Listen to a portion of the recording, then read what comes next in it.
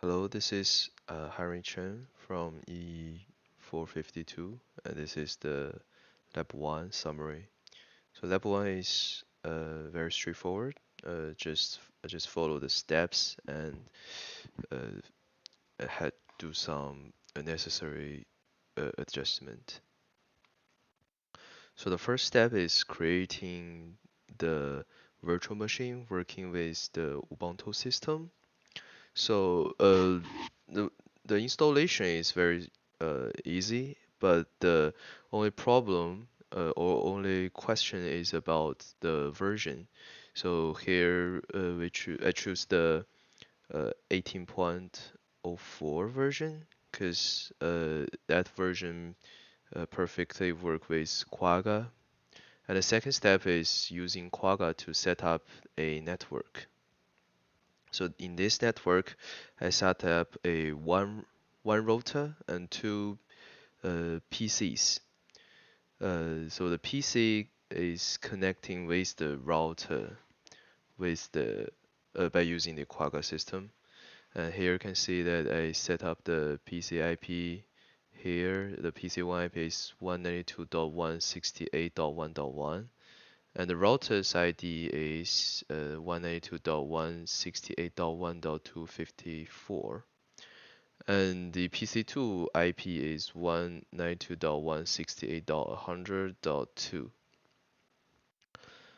Uh, so next part is testing the network by using ping instruction. So here for the PC1, trying to ping PC2 by using PC2's IP.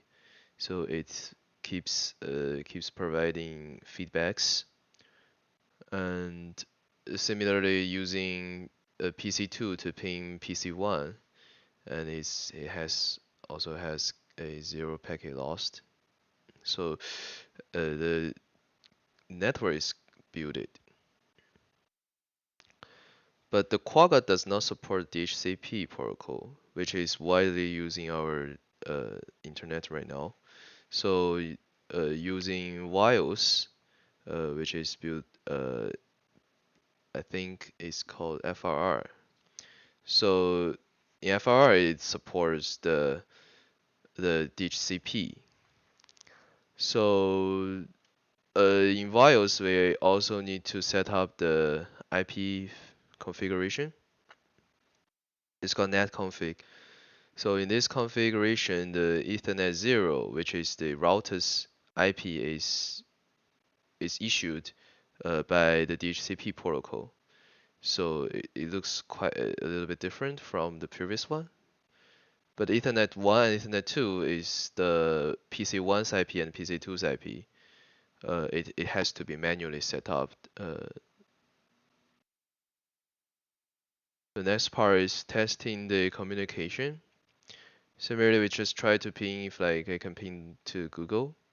It's 8.8.8.8 and it says zero packet loss. Similarly in PC2. Also like trying to ping PC1 and PC2, but since the IP address is like dynamically issued, so the IP address here is quite different from what we actually assign to them. So like in the previous step, in the Quagga step.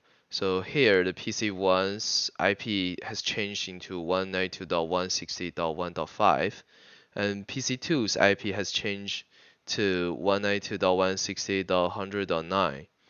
This is issued because like the range we set up here in the DHCP server, and the router will pick up one. I think it's the first one. Yeah, I think it's the first one to issue uh, to the PC. So actually, it's a DHCP routing. Last step, like we testing the socket. A socket is very simple. You just GCC run it and uh, tell tell the parameters about the IP address and the port number.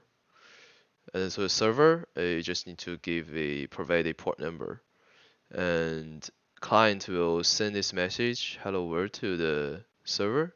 The server will display the message and send a acknowledgement back to the client, and clients will have like, I got your name.